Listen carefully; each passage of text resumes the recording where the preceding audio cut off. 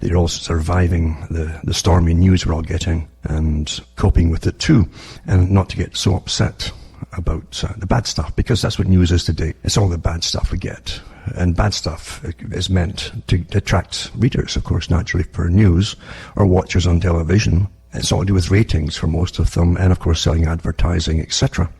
But don't forget too, we live in a system, and systems are about control generally. Everybody out there that has a system of business, big business, has a system of control embedded into it, because the first thing is to try and get something out there that people want, and then, or else you try to get something else that you want them to want, and actually want them to actually need, and it comes down to control eventually. That's what the internet is, of course, with the computerized systems, and the few players really who are out there making the systems of internet, like your Windows and the other ones, and Apple, etc. But there should be a lot more, you would think, wouldn't you?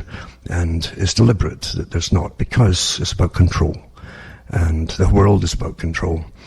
And you see so much of it today as even the crazy people out there. Everybody's got a cause. I mean, everybody's been weaponized with a cause, in a sense, because the causes themselves have been weaponized by the system and those who control the system. We're living through an amazing time, as I say, and if you understand history at all, even fairly recent history, going back to the early 20th century, and even just before it, naturally, you saw these advocates for revolution, all kinds of revolution, including anarchists too, because the system had broken down at the time across, especially Europe, and people were looking for something else. So you had all these different theories coming out and you were given the people to follow, the philosophers and the advocates of this, that, the other, and people just fell into it, their little niche.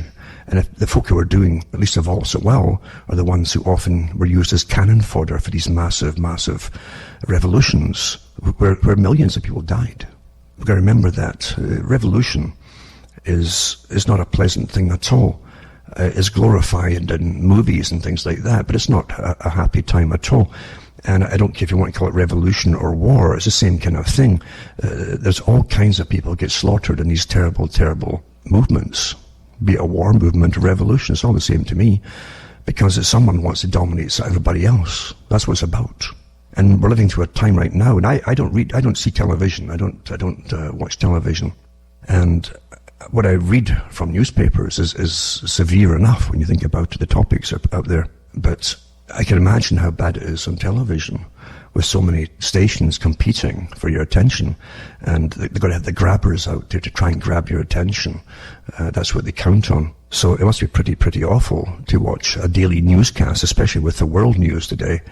And you have all kinds of news from everywhere, where all weird things are happening across the planet, basically. Can make the world seem a very unsafe, frightening place. And of course, at the top, the power mechanisms in society, and we all live under them. We all live under them in all countries. We live under a system where power counts on fear, basically getting people to turn to those in control, government, basically, and governance as well, in order for safety and security. So the more afraid you are, the more you're apt to just go along with the power structure, who you hope, because it's a faith-based system, isn't it? You hope they're going to look after you. And that's what faith is in a system. I've said many times before, and I'm not being flippant about it, that a true, and it's up to you what you want to follow, naturally, but a true atheistic system of socialism, we've seen it with the Soviet system that collapsed, and we have a history of that too, what happened there, and systems are similar as well. But we see that the state, as H.G. Wells said, has to basically become God. The state will tolerate no other gods before it, or rivals, you might say. And that goes for any comparative type of what we call democracy. In a true socialist system, you won't have this thing called democracy. You've got appointed systems, just like the Soviet. You've got appointed leaders for unions. You've got appointed leaders for all kinds of work and labor, and the division of labor. It's all done for you. You don't have much of a say in it, really.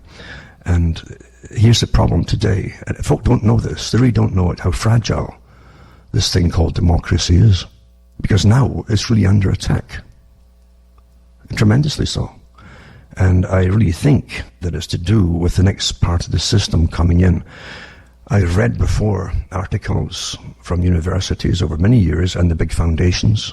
I've read some of them on air. I've also read the Club of Rome books and bits and pieces of them and so on, where they're quite adamant that democracy has had its day. It's no good. It can't fulfill its purpose in a modern society.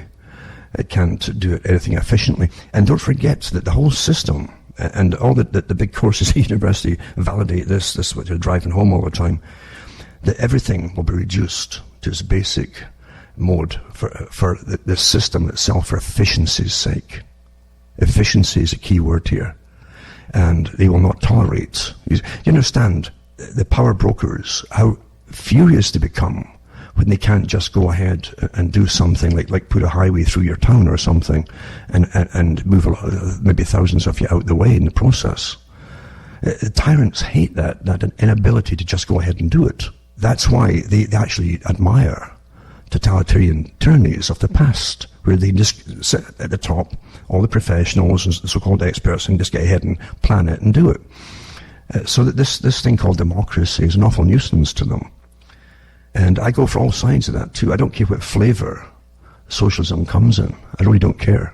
It's all the same kind of thing, where you're being told how to live, where to live, what to eat, what to do, what to think. And we can see all the signs of it today, which it should be frightening people. That part you should be frightened about, for sure. Because it's coming down. And you see the movement towards eliminating free thought. And free thought will encompass a lot of things you won't agree with. Absolutely. But when you're forbidden to even think about them, you're in big trouble. Big trouble. Because we have the capacities and the technologies to introduce techniques into society that are already in play, by the way, and get a lot worse though, with technological means of computers, cell phones, electronics, etc. We have all that system. And drugs, of course, as Aldous Huxley warned about, which obviously had been discussed even in his day, of sedating the public. But also you have the techniques of basically mental strobes, etc., done electronically from a distance. The Pentagon even released stuff about that quite a few years back, that could be done with even Wi-Fi, etc. So this is not conspiracy stuff. It's from official documents which have been released over time to the public. It's comical, as I see, for me, it's comical to have been at the cutting edge of some of it for years, many years, of what's going down, what's happening, what's planned. And you'll find the people who think you're crazy, perhaps. Because again, don't forget, and again, I've even read the documents from universities who've studied, are always studying the population, to tell them how the people will react to someone who's got proof of something happening, but their government says nothing about it. So you see, you're trained to believe what's called authority figures. And again, I've read even these documents on the air, which are taught at universities. So authority figures are the ones who lead and guide you, even though they can be completely politicized and veering you off into some state of complacency where you shouldn't have complacency for political purposes or again, tyrannical purposes. So you're supposed to think for yourself. That's just it. And a technique, for instance, of making you listen to authority figures. And Carl Quigley talked about this awfully well in a conversation he had, which is out there on YouTube land somewhere, I think, where he talks to a student about this, about what to say and what not to say, and what he used to do. He used to get pulled in as part of a team for the big television stations when someone else was coming out and exposing documented proof that something was going on inside America, for instance, that the public should know about, since supposedly the government's supposedly there to supposedly serve the public. A lot of supposing, indeed. But people really took that seriously, and nothing was supposed to be done to change their system without the public's consent, at least on paper. And so Quigley said that he was pulled in on one of the many times he was pulled in as an expert, along with a panel who were also pulled in to debate someone who came out with a conspiracy theory or whatever. And he admitted, and this occasion that happened, this one occasion, He said they went in with the usual cocky stance, ready for anything, and to mock someone and poo-poo them and laugh at them. But this one parent, I think it was Gary Allen, in a book called None Dare Call It Conspiracy. And he said this guy had his information down, he knew his stuff, he knew his history, he delved into it. And that shocked them, because his job, as I say, was to go in there and laugh them out of existence. That's how you're trained to follow experts, you see. Another technique they'll use often today, I've noticed, is when something happens, you're given a thousand different reasons for it happening until you just give up. Most folk will just give up. They don't have the time or the lifespan to learn all this stuff. So they just give up and go with the official view of something. That's very typical today. They actually did put out documents a few years back on this technique and how to use it for those in officialdom. So we live in an amazing system of psychopolitics, psychowarfare, and psychological techniques used all the time, not just by advertising, but pretty well everything out there. I refreshed my memory again not too long ago with another look at the documentary called Starsuckers. It's called Starsuckers. And it really is good for its time. I think it was 2010, maybe it was put out around then. And it was up to date with reality television and all, and how everyone's reared on television. And it shows you so much in a simple way that anybody can learn of techniques that are used on you all the time from television. And those who understand the techniques of using television for changing your opinions or your views or whatever it happens to be. So it was a well done construct on how people are dominated by a system. They actually see it as a superior intellect. The very thing called television, whoever comes across they worship it to an extent. They worship the folk that are on it. They really worship them, and they encourage you to worship them. Until now, news is mainly about what is called celebrities. At one time, they're just actors and actresses, but eventually they're raised up to a status. Now they're celebrity. They're rich people, you see, and everyone wants to worship them, and they do, and they can tell you all about their affairs and their divorces, and this is what occupies your mind as you live your little short lifespan. That's quite good, really, isn't it? But as far as getting real facts and information, you don't really get very much at all, because the television's used and promoted to keep you away from looking at deeper issues, because those who control this across the world don't want you to look at all these other issues. They don't want you looking at them. You might complain or object about them. You might, although again, the statisticians are always in the way with statistics, and they have it pretty well down pat of the amount of the population who just go along with the flow no matter what happens, because they trust it. They trust the system. In a really nice system, a Disneyland system, we should trust the system. But it isn't like that. It really isn't. And we've got to be on our guard all the time, because you have big powers like never before who really run the world.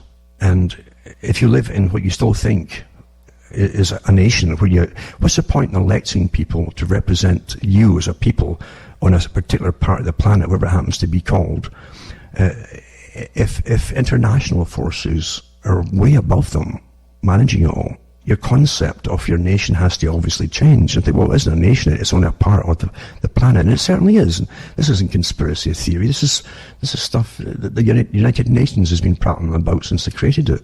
You live in a system where they call it the people who isn't participants in the big movements for the future from the present, constantly working for the future. They call them not just stakeholders. And stakeholders is non-governmental organizations that you don't vote for, which are often funded and put up there by big foundations, very rich corporations and rich people. All sides and all flavors, again, far left as well, folks. And these people, really, you don't vote for them. Most folk don't even know these organizations exist, because they don't tout them on the news and tell you all about them. They could, but they don't. So you have to reevaluate this idea of nationhood. Politicians, are they there to serve you or not, or what are they serving, or who are they serving, you see? And if you get anywhere at all, they probably say, now look, and they'll sit you down, like a little child. This is how the world really runs. People are they're too undisciplined and crazy to have a thing called democracy, as you think of it. We'll give you democracy, so we'll give you A, B, C, D, E to vote from, this panel of people, and that's as far as your democracy is going to go. Now, it's A, B, C, and D, and E, etc. They'll serve other organizations that are supranational, and some of them you don't even know exist, these organizations.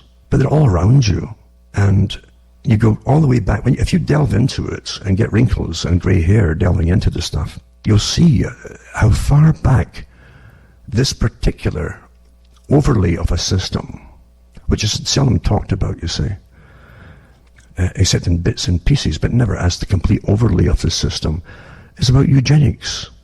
And too many of you, unless you're one of them, meaning the ultra-rich, you see, and from very good old families, you see, it isn't good just to be rich. You've got to belong to very old families who've bred into other rich old families down through centuries, if possible. Look into the Darwinian groups and the ones in London. There's still one in London there. It's the Darwin Club. They changed the name of it, and they had their website there. But they're quite open about themselves and all of you see. And you're the problem. Going all the way back to Malthus and even before Malthus. You could get executed in the Middle Ages in Britain and elsewhere if you inadvertently rubbed against some member of the nobility by accident, or if you fell or they fell on you, or stumbled. You see, you were the lowest thing on the planet by your monarchy, and so you're the lowest thing. You were a different species long before they coined eugenics and Darwinism, you see. Although they claim the term eugenics comes from the Greek, of course. But anyway, the fact is, that's reality. At one time, you could be locked up in jail in parts of Europe, including Britain, if the peasants found a silk handkerchief or a scarf, because only the wealthy elite were allowed to wear them. Now that attitude has not died away, believe you me. And even in the hard communist countries, you'll never find a defector. And the defectors came from an upper class of bureaucracy in the Soviet bloc countries, who lived just as well and sometimes better than their counterparts in the West, financially, materially, and everything, all the other benefits. None of them ever defected, and they tell you that in their writings, because they were deprived of, and they wanted things from the West. None of them did it for that reason. It was for ideological reasons. But you're living in a system today where there's a pretense, getting used again by those at the very, very top, and using what appears to be left to bring in the Disney version again of a happy world where everybody will be happy and you'll all be equal as long as no one's got a different opinion from the authorized one on anything. And that's the fear today. And it really doesn't look good for people who still want some kind of democracy, a say in things. Even the right to complain, that will go too. You can always read the letters that were exchanged between George Orwell, 1984, the book, and Aldous Huxley, who was Brave New World.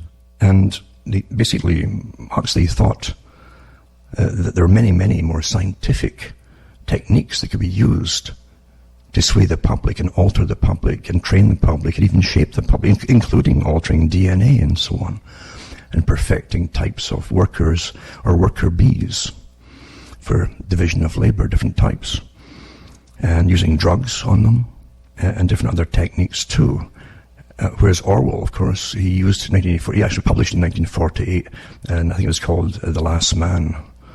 And that's what he wanted it to be called, but his publisher changed it to 1984, because it was published in 1948, or put out then. But Orwell's system, I've said it before, would be an intermediary system to get to Brave New World. And we're going through both of them right now. You constantly read about, from, again, publications, scientific publications, on DNA alteration and different kinds of in vitro fertilization, the so-called taking out of defective or bad genes and replacing them with supposedly good ones, etc., etc. It's the dream of those who envisage power over the whole planet from long ago. It's a dream which they're working towards. because it goes right back again to eugenics. And, well, you'd be surprised if you could get into the old libraries in Britain that still have some books left. You'd find lots of books churned out over a long period of time over the criminal class.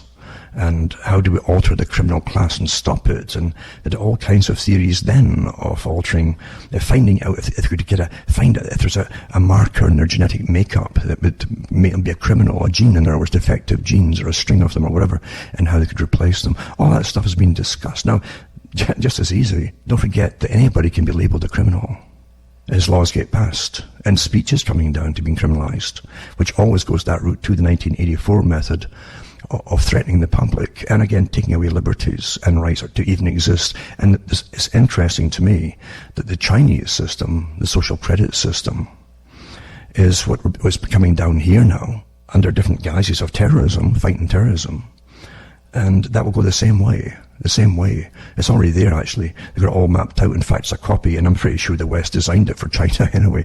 But you only find they're already pulling away people's finances. They're trying to get people off the internet altogether, going through the providers, etc. And they'll simply isolate someone, just like in China. If you've been behind in loan payments in China, you can't travel anywhere. You just can't get on, transportation to even visit someone or whatever. You're stuck. You're punished in many, many ways as a bad person. But this is where we are now in the West, the so-called countries of freedom. That's how it used to be called, but of course freedom is inefficient because freedom has too many opinions according to those who want total control. And I'm not surmising this. I've read the books from the Club of Rome in detail, very detailed books on step-by-step and policies they'd like to introduce through the United Nations, etc. And it's terrifying, really, looking at it when you know what it means. When you see it happening in your lifetime, too, where they simply target branches of people. And it'll start off being going for the real dogmatic people who are really crazy types, or else they're fake. If you want something passed on the internet, and we had that years ago, remember, with all the fake sock puppets, they called them. People didn't know that a lot of these arguments, the sites on the forums, where they all argued like crazy, were actually just all done by computers. And you're getting hammered, and folk were getting, they spend their life trying to write back and fight back to what they thought was real people. They were sock puppets put out by government. And the government admitted that. Different Pentagon organizations, the MIT ones, admitted that. It hasn't changed, folks. So it could be quite easy. And it's even better, really. Anybody can be anonymous on the net if they want to be. The ones who can really afford it, like agencies and so on at the top, could put out sites there and try and get a little following, or even claim they've got a following, and start advocating terrible things to other people. And the government will step in right away, and you see how you can set something up to make happen, to get what you want, and say, see, there you go, see. That's how it's done. In the world of intelligence agencies, it's all deception. It's deception. That's how the work is, through deception. And those who are deceived will do the bidding of those who are the deceivers. And they're basically unwitting, stooges, basically, most of them.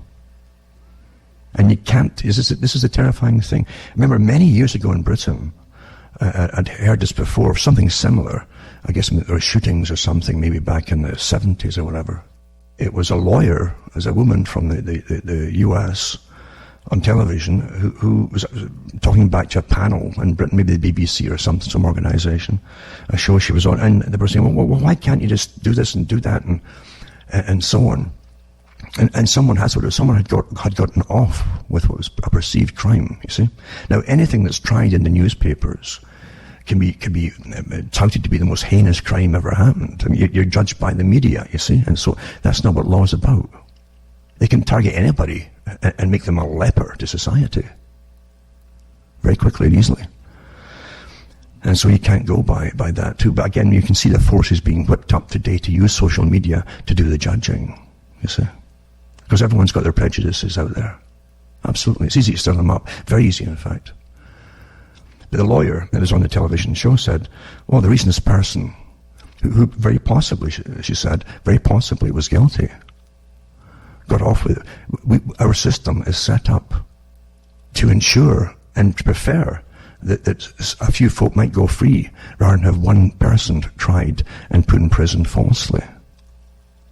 That's why you had all these different safeguards. In Britain, you don't have that problem because you had justice of the peace and so on that were basically like judge, jury, and executioner in a sense most of the time. So that was the difference with the US. They'd rather have a few people going free and very iffy, not guilty charges, very iffy, rather than have one person get put inside who wasn't guilty. But again, when you're when you're going in to this when you're in this totalitarian system, you can see the anger and fury out there like never before. Now that's coming from organization across the board to make it all happen at once. And I remember when Obama was in, it went fairly smoothly this whole time he was in. He did his trips to see the Queen, the usual stuff they all do and things like that. And press reports that there was more wars apparently on the go at the time. He took over from the previous group, and Rumsfeld congratulated him in the media for continuing those wars. But there was no backlash or anything. And I don't vote for parties myself. I'm well aware that it's the closest thing you're going to get to them at the moment for anything called democracy. I know that they all serve the same masters, obviously, since the same agendas continue. As Thomas Jefferson said, when you see that, you're under a form of tyranny. Because different parties would have different programs. They'd cancel different things too. But you'll find the same programs continuing, especially to do with wars and so on. So really, all we've got at the moment is the right to say something. When that's taken away, it will not bode well for anybody. Because tyranny doesn't stop. It's got, let's say, the end of a train. A train has these barriers at the end of the line. But tyranny will keep moving the barriers, and like new records all the time. That's how it works, unfortunately, until you've got horror on the go. And today, with the scientific techniques of manipulation through drugs of all kinds that are prescribed, even with experimentation to do with electrical fields on the brain, and so there's so much can be done on people without their consent, especially. So you could be awfully careful and don't get whipped. I keep telling you, folk, don't get whipped up by emotion. Because the ones who are whipped up are getting used. Someone's using them. And right now, the ones at the top want the conflict to bring in the new system. I hope you understand that. They want the conflict to get this new system through. It has to appear drastic and radical because of what appears to be, and again, appears to be radical times. So you stir it up and you come out with a solution. And you have to go into a new system. It's a completely new century that literally is to be post-democratic. I've read all the articles before, and a lot from their own writings and their books and so on from universities, etc. Post-democratic. Where they can just get things done and tidy up all the loose ends, and you'll have experts guiding your whole lives from birth to death, including did they even need you to be born. That's coming down the pike too. So I hope you're understanding what I'm saying is not to terrify anybody. It's just simply to be aware of it. To be aware of it. And don't to fall into so many traps. Because right now the whole system is full of traps. Of course it is. Everyone's been monitored. Everyone's been automatically monitored. They don't really spend $1 million just watching you. They're watching everybody. And it starts with computer systems that automatically gather all the data on us all, each individually. They only need a person once in a blue moon if you're flagged so often that they want to, do something about you. Basically, that's what it's about. It's so sad that in the 90s I said you get maybe 20 years of freedom, a partial freedom on the internet till you're hooked on it. And so much will be free, and then start drawing that in until you start paying for more. And then, of course, by the end of it, and restrictions of freedoms, folk will stay on it. That's what they hoped for, and that's what they gave you 20 years. If they told you up front you're going to pay for this and pay for that, and we're watching you, they wouldn't have sold the same way. They told you it was your personal computer, it's yours, it's private. Everything that's sold to us is done through big, expensive public relations companies. Every little phrase is put across there to calm you and to lead you. It is given to you, for goodness sake. Everything that the politicians say is written by script writers. That's the world we live in.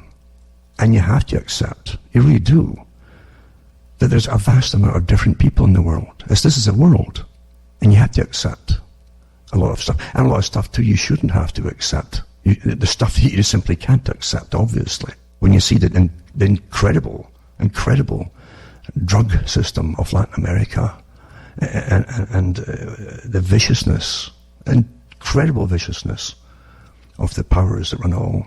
You don't want to be like that. You know you don't. I don't think you do you? And again, back in the 90s, I said, what I say, because I was sometimes asked on some of these shows, can't you give us a happy ending? I mean, you see, this is, watch Starsuckers. You're trained to want happy endings. We don't live in Disneyland. A lot of what happens in the world doesn't have happy endings for lots of people. But if you really want to know, and most folk don't, and I'm aware of that, and I don't blame them, but for the ones that want to know, make sure you can handle it. Make sure you can really handle it. And if you have a family there, look after them. Make sure they can handle it. Safeguard them from the world as much as possible, and for what's coming down, if you can. Because the only defense you'll have is your own mind eventually. And if your defense, your mind, is seen as a weapon against whatever authoritarian tyranny is coming down in the future, then obviously you're going to be an enemy. Just because you understand. And where we are today, and I said this would happen, I gave examples of Brave New World, when the so-called savages picked up from outside the high-tech system that they lived in. He lived in the wilds. There was some folks still bred normally outside of it. And they brought him into this fabulous futuristic city where nobody lacked anything. And all sex was actually advocated. Not just free love and all that. It was advocated. And and with certain conditions that you couldn't have the same partner more than twice a week or something like that. So promiscuity, all the things, and variety was promoted. And it was all fun and transient, superficial fun in a high-tech city-type system. And people lived a good long age, of course, and they didn't have the old age diseases because they're all bred, basically, artificially and genetically manipulated to pretty well guarantee they would be the alpha, beta, or whatever it happens to be they were meant to be by the scientists. And then they would just suddenly, rather quickly towards a long lifespan, die. And they were taught not to grieve the dying, but the children were brought in to have little kind of party songs, and told how happy they should be, these people. You see? So we're going through all that, folks. But the primitive, when you try to ask them about things that really stuck to them and made a family and children and having a family, not the state bringing up children, you would know who your parents were, etc., which gave you a link to the past and all the generations before you, or as many as you knew about. And that was so important to the psyche of the savage. But the people who lived in the city they weren't nasty to him or angry about it to him when he was talking. They were polite, and they laughed politely, and that's the key. They laughed politely at him, thinking he was kind of quaint and strange, not just old-fashioned in his ways and his thoughts. Because his idea of beauty was good literature, for instance, or Shakespeare stories and things like that. And to them that was all just nonsense and passé, and they lived for quick thrills all the time. That's where we are today. Most folk like that system. It's not quite there, but you can get the vision of it as it materializes around us. But most folk like the system. As I say, you can't blame them. And they'll go along with any change that comes their way, even to their detriment down the road. As Aldous Huxley said, they'll accept things that perhaps you shouldn't accept. You're persuaded into them with techniques which you don't understand, or even being used on you. And that's the sad part. But really, I've never seen such organized push. We're living through what the world saw, really around the late 1800s. Of anarchism, but appeared to be anarchism, and revolutionaries. We're seeing it promoted and obviously directed and funded, and we haven't seen our own government step in to stop it. That's awfully telling, because it means there's a higher structure, and those at the top know to stand off. It's meant to happen and bring in a new system of austerity. It ties in with all the bank bail-ins will happen next, because they're talking right now as they said they would. After the 2007-8 collapse, they said it would take another 8 or 9 years before the next wave hits them of payback time. The currencies have all been devalued incredibly since then, by the way. And you were brought into a state of, what the elite would love to have is a rationing system. Rationing. Because of a crisis situation. And all you hear is crisis, crisis, crisis. Oh, we're frying and we're being baked off the planet and all this kind of stuff. Crisis, crisis. That's what they hit upon. And the Club of Rome said it too. We hit upon this. We're given that man would be the enemy. Therefore, man was the enemy and of the planet. That would fit the bill. That's what they all agreed upon. And when they agree, when all these different organizations agree, it's like an oath. They'll all stand firm with it till the end, regardless of evidence or contrary evidence, etc. Now, I meant to read an awful lot of articles tonight, but as usual, I prattled on. And because I don't plan these talks, or if I have a vague plan, I generally don't continue it at all, or even get near it sometimes. I like to talk to people as though I was talking to someone across a table, just having a chat.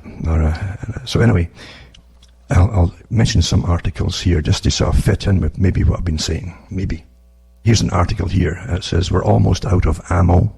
Reserve Bank considering extreme measures to save the economy. And so they're talking about Reserve Bank to start, again, quantitative easing, which means nothing except inflation, folks. More and more money, buying less and less and less. This is inflated, basically. They devalue your currencies. And so Australia is coming out and mentioning it and all the rest of it too. Underemployment, they say, and the hidden work epidemic is hurting Australians.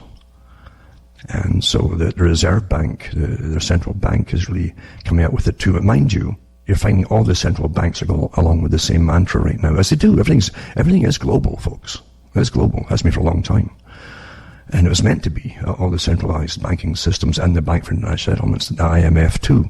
I was going through stacks of stuff from the IMF today, and it was just astonishing how much the information they're putting out themselves. If you go into their sites, you can go in there. And most folk, again, can't be bored doing that digging, but it's interesting if you can stand a few more grey hairs and watch your life just slip away from you. But it is interesting because they have their own terminology naturally, because they don't want the average person understanding what they're on about. It really is quite amazing to watch them. And austerity measures, they say, all these things, these are the terms they're all using now. And then you have this one here too. This article is not too bad, actually. It says how China gets what it wants from American companies. And you're always hearing about, everybody's quite happy, chomping away and being quite content until the politics from different nations or companies that run your country combat other countries' companies at the top. Because every country is run by companies, big corporations. It really doesn't get into the complete free trade agreements which were signed, and you have to dig into them actually if you want to understand anything at all.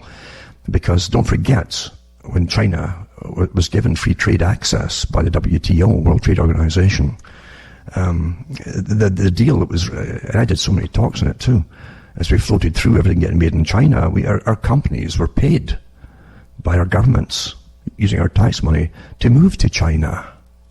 You have no idea the mammoth operation this was. And China was to be exempt from paying taxes, basically, from stuff it would send back, all art goods and services sent back to your countries, all the products. They could be free of import duties in your countries, but they could charge import duties on your stuff going to them for a span, I think, of 15 years, and it could be repeated for another 15 years if they claimed it wasn't going so well. And the companies that moved over there, if they claimed they weren't getting the full, they lost profits until they're fully up and running over many years, they could also live tax-free for a while. The same deal.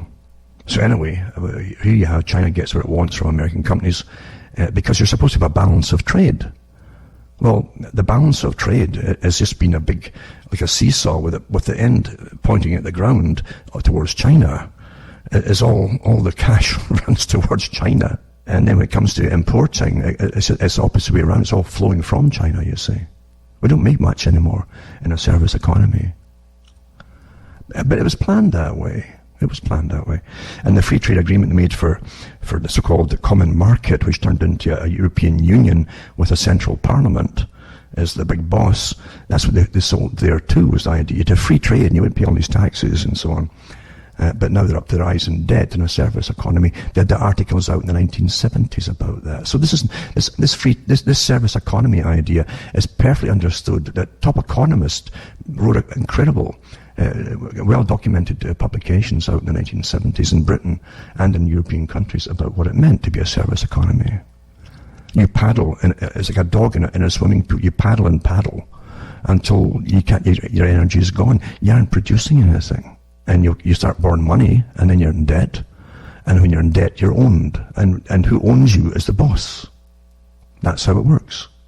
Anyway, I'll put this article up, how China gets what it wants from American companies, because naturally they want to continue the same way with the same imbalance of trade. But let's be honest, how can you possibly balance trade anyway? It's not an exact thing. If they're making it, they've got the factories in China and you don't have them here, how can you possibly compete with it? You can't compete with it. It's nonsense. We're all in the same boat, basically. But I'll put this one up, and you can read the articles and how they're in talks to avoid a trade war, it says. Another article is, again, how they're pushing the same thing that CFR was pushing a few years ago when they said it's time that the big, powerful people like Bill Gates and so on, the big philanthropists, took their proper role in governance of the world. Well, we don't vote for these folks. You realize we're getting a new system introduced but you acquiesce into it, unless you acquiesce because you don't say anything about it. You don't quite get what they're saying to you. You can't have a democracy, and you can't working alongside folk who are just self-appoint themselves because they're incredibly wealthy and powerful. That's not a democracy. You also have the stratospheric aerosol injection tactics, which they're using at the moment. They worked out the cost for the 15 years of deployment. They've been using them since 1998. Of course, we were all called crazy when I came out and said that in 1998. And the people who actually noticed them, everybody thought you're nuts because they said you're nuts, and the media said you were nuts, and the television would say you're nuts, and the general public would go along with it because they don't think for themselves. Again, authority figures say that you're nuts, so it must be true. But now, of course, it's out, and it's okay now that it's out. There's no big fuss about it. To save the world, you understand. But one of many articles, and so I've got this one here. I've got another one too from Harvard, because Harvard it's got stacks of stuff out there on stratospheric aerosol injection and different techniques too of supposedly cutting the sunlight hitting the Earth. They aren't shy about it, and of course there's just stuff that they're trying or want to try. They'll never mention the fact they've been doing it since 1998. Because if you got the bill for all the folk that they've been dying of respiratory diseases, I think we might put them all under. But could dimming the sun save the earth? Once again, you got this person doing the philanthropist, the same guy who decides what he wants to do across the world. He wants to spray millions of tons of dust into the stratosphere to stop global warming, you see. But critics fear it could trigger calamity. You're a critic if you say that's bad for you.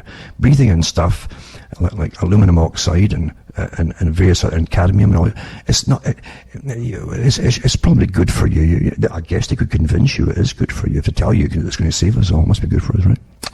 There you go. I'll put that article up too. And Greenspan. Remember Greenspan before, when he used to come out like some royalty? And all the media would present him in the 90s. If he stepped out there in the 80s too, and it's all silence. It's like the king is going to speak, and he'd stand there and look at this audience, and he good show business. They wouldn't say it right away. Then he'd just say, "Cool it." Now that's all he'd say, and the media would go, "Wow, Greenspan says cool it, the economy, investments and so on, too hot." But now he says there is no barrier to treasury yields falling below zero. So you're in this negative interest rate where you'd be charged for everything naturally. And if you're still using the banks, because most of them are cashless, so you have to use the banking system whether you go to a real bank or not. And then they can use that money overnight. They can lend out across the planet any savings that you have, and make a good killing off it, of millions of people's savings overnight, and then give them no return at all. That's not bad. It's a good deal. And it's a new normal, and most folk already are quite used to it since the crash in 2007 and 2008. Also, our meatless future, how the $90 billion global meat market gets disrupted. You can see more and more of this is to try and get off meat, because that's a big one for the guys at the top that run the planet. I should say men and women, actually, because we're equal opportunity tyrants. That's what we have. At least that's democratic, I suppose. I've got the one here too. The Intergovernmental Panel on Climate Change is currently meeting in Geneva, IPCC, to debate issues relating to the environment. Remember, too, the whole point of it, and admitted it years ago, is to start cutting population. And you do it by removing energy, that's heat in the winter, electricity, etc., and air conditioning for the hot places. And then you start reducing all the different types of high-protein foods that you can get, for those who haven't figured it out yet. And then you'll be prone to what Bertrand Russell suggested, having a good black plague every generation or so, maybe twice a generation, to reduce the population. Again, meat could be a target for higher taxes, given criticism of the industry's role in climate change. So it's all your fault, you see. And they give you amazing statistics here, which have no bearing in reality, about how much of the Earth's exposed land is used for farming. It's pretty tiny, really, when you think about it. And I got stuck on way back to even documents from the 50s and 60s, which talked about bringing down the amount of farms that are allowed to operate, because there's too many people living healthily, by the way. And these are from official sources at the top. Anyway, it's all your fault for living. It's all your fault that those who want to be in charge, who think they are in charge of the planet, see their own future being disrupted by all of you. You know, because these folk at the top want to go on forever with their own children and offspring and all the better people, you see. But all of you got to cut back and start chomping on stuff that's... have you an idea of the snobbery involved in organic, and basically the vegetarianism? You've got classes of them now boasting about what they can afford for hyper-organic foods, stuff that's never seen the rain from the sky. So from deep wells and stuff under domes. I read articles years ago. Now it's in your face. It's like the brand name stuff for bags they used to have for the women years ago. And that to have, if you're anybody, I told you to have the right handbag or purse, whatever it was, or watch. And it's the same thing, same technique, snob appeal. And they boast about what they can afford for the best kinds of truly organic and non-genetically modified too. No pesticides, nothing, and to keep insects off, because they're grown under these basically sealed conditions. The air's filtered into them, and so on. Amazing. They first started off, I think, in Japan. That's where it broke years ago, under the domed ones, and then Germany and in other countries too. Then we find that they're all over the place for the ultra wealthy and elite, and the politicians often get actual cards to them. Interesting. But the rest of us at the bottom, well, you know, just. That's it, you see. If you had the right genes, you understand you wouldn't be so poor as you are now. That's what they tell you. You see? So this is pure eugenics, survival of the fittest, meaning the most, if you were fit, you see, you'd be rich and powerful, etc., etc. Important. You'd be a somebody, as the royalty used to say at the parties. When folk came into the parties, they say, who's that? You know, to top butler or somebody. And, is that person a somebody? No, he's not a somebody, my lord. You know, we're still here. We're still there, folks. You'll never get rid of that. Never. I don't care. Even if there's no royalty, you never get rid of it. It's in human nature, unfortunately. The President Bolsonaro tells the Brazilians, he's a president, to poop every other day to help save the environment as he comes under fire for a surge in Amazon deforestation. So so don't eat meat, right? That's what the rest of them are telling you. And you can start to control, other habits as well. It's not going to stop. It's not going to stop. Really, it's not.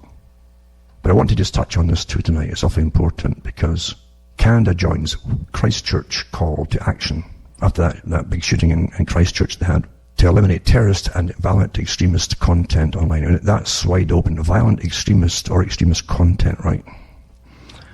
You're right into the tyranny of socialism and censorship, and believe you me, it'll go even further than China's at the moment. Because people who are given power to act as judges over the existence of other people are terrifying people.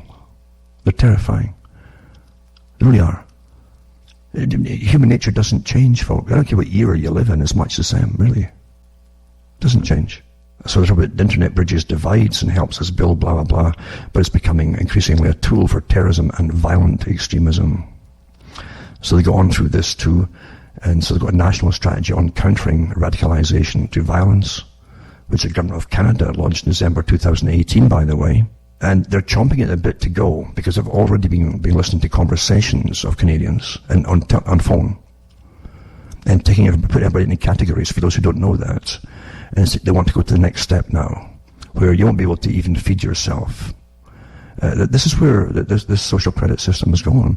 It's an excuse, basically, for tyranny, I believe. And most people get terrified and complying, even the majority of people who really don't know anything outside of the regular 6 o'clock news on television. And that's how you're coerced into, and they'll find it quickly what they can say, what they can't say, what they can, right down to eventually, what do you think? What do you think? A few years ago, I mentioned about the GIRFEC program being carried out in Scotland. They'd one for England to a different name in Wales, where every child got an advocate basically assigned to them by the government. Every child at birth. And they would start monitoring them for any oddball thoughts, or if they didn't get on with every person that they'd met, even, I guess, in kindergarten, for goodness sake, to see if they've got any possible radicalization instincts in them already. So they could basically, undo and tighten different bolts in your neck, I guess, in your head before you go to bed. This is horrific, the thought of this, what's going on here. Horrific. But they also wanted, from the various psychiatric associations when they started up years ago, a long time ago, the right to test everybody all through their lifetime on psychological evaluation. Well, since psychology and psychiatry is heavily politicized, according to the culture of the time, and the trends of the time. What an incredible tyranny that would be. Well, they still want that, folks. They still do want that, honestly. And they have the behavioral insights teams already monitoring us all, in all the countries. I did talks on that before. We're paying them to monitor us. And these characters are acting like judges over us all the time. Well, I guess you better just throw your free thought and free speech and your democracy out the window and make it official, for goodness sake. Really? This is sad, and it's rather scary.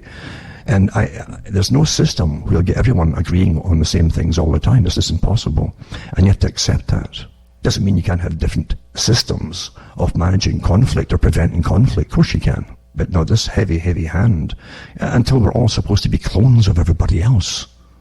Clones of your tyrant's desired puppet. That they want to make us only puppets. That's not living. I mentioned too, with this tremendous hype, and everybody's, I think, fed up because once the Epstein story goes, they have nothing else to talk about really these days except how are the rich and famous doing and your celebrities, the stars, etc. Because there's nothing else out there really.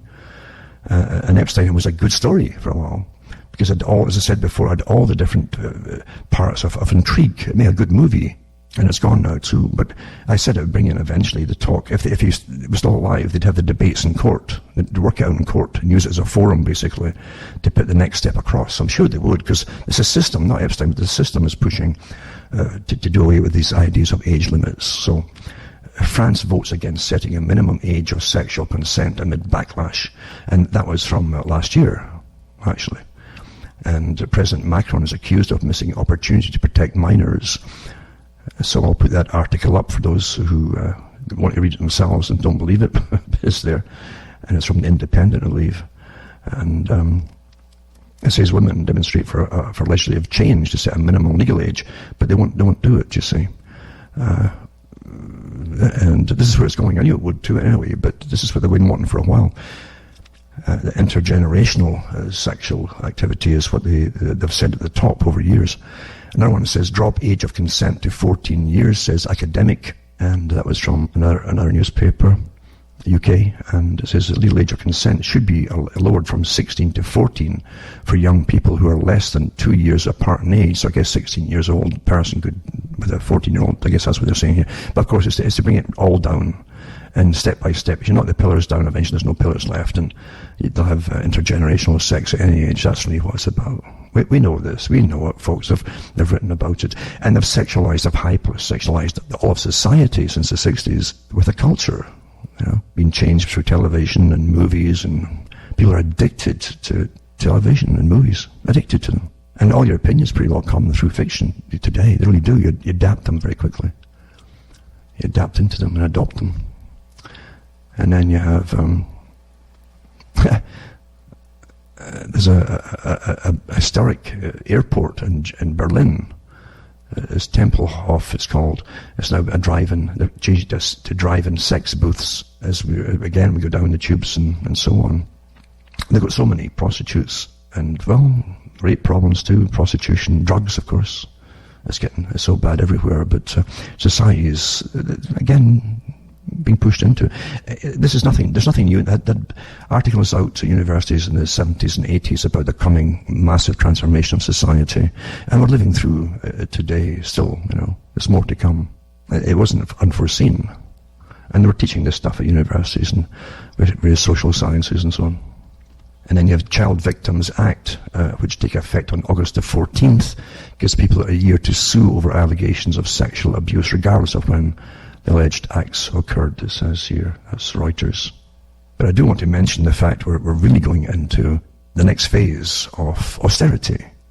I used to do talks on that after the last crash, and how they churned out all these different articles and PDFs, other publications from universities on it, and on high finance, etc., investments, because the next step of the planet, and for the United Nations too, was to bring us into austerity, folks. It means, you can't live like this anymore. You're living too well. And if you live too well, then you're healthy, you eat well. And if you eat well, you might have more children. And if you eat well, it means you can afford good food and more children, etc. And every child, they worked it out. So every child born needs this, and this, and consume. And they've all worked out how much you're going to consume per person from being a baby all the way through your life. This is incredible. Eugenics. And believe you me, there are awfully nasty people out there with big plans. And to be honest with you, I really don't see how you can avoid them, because the power, what's happening today was planned a long time ago. And step by step, folk have given up their right to participate, and even bombard their different agencies from government, bombard them with different kinds of complaints or objections or something. But we don't really get information anymore in the new system, do we? Not so long ago, they used to publish stuff all the time of bills that were coming up in all countries before they were passed and so on. So was the whole idea was so folk could say, no, that's terrible, we can't have that, etc., etc. And then they get in touch with their politicians and say, you vote for that, won't vote for you again. And they don't even tell you anything anymore. It's simply done quietly. So we're not in democracy. We're in this intermediary phase between democracy and basically the expert management system, as they call it. A world run by experts for a socialistic type system. But the CFR said they were awfully close in their goals to communism, because they like that system. It's easier to control everybody if you simply are brought up in a system where you obey. You're trained to obey. That's it, folks. Anyway, sorry for havering on, but I'll put the links up tonight. And for those who want to go into it, and the banking system too, you should look at it, because they're all getting ready for the next phase of austerity. And with it comes really inflation, which means more and more. It's worth less. Your money's worth less and less all the time. Less all the time. It's incredible. I read something about one of the actors back in the early 1900s, in Old Silence. He was supposedly the richest actor of his era. He got something like about maybe $2.5, maybe $3 maximum $1 million in his time. And when it was worth about $500 million today, I mean, really, that's what it would be. That's what you would need to buy the same kind of things. The purchasing power of the dollar in the States was back then. I might be off with the figures a bit, but that gives you an idea of how crazy it is. Really, huh? And it all happened through bank crashes, which are never fixed, because it's not meant to be fixed. We've been living on a fake system for a long time. Long time. And it's backed by nothing, really. So, except the promise to pay by those who suppose it. And so much of it is written off through loans to other countries, which they could never afford to pay it back. And it's understood they couldn't. But that's another story. Anyway, sorry to prattle on like this tonight, but I hope folk, and I know folk are by the emails and so on, watching what's happening, because they do understand that we're going into the next phase of a new system of governing, you might say. We're in it, really. It's just a matter of training the public that they're in it now. I think that's what it really is. Now remember, you can help me tick along and keep going by donating to cuttingthroughthematrix.com website. There you'll find out how to send money. You can also list all the other sites I have on cuttingthroughthematrix.com website, which are mine. So remember, order your books and discs at cuttingthroughthematrix.com, or one of the sites listed on that particular site. Don't lose your cool. Keep calm. If your emotion gets the better of you because you listen to or you look at something or whatever gets you angry, you'll get used. You are being used. You keep a cool head. It's better on your own health too. So from myself, from Ontario, Canada, I'm Alan Watts, and your God or your gods go with you.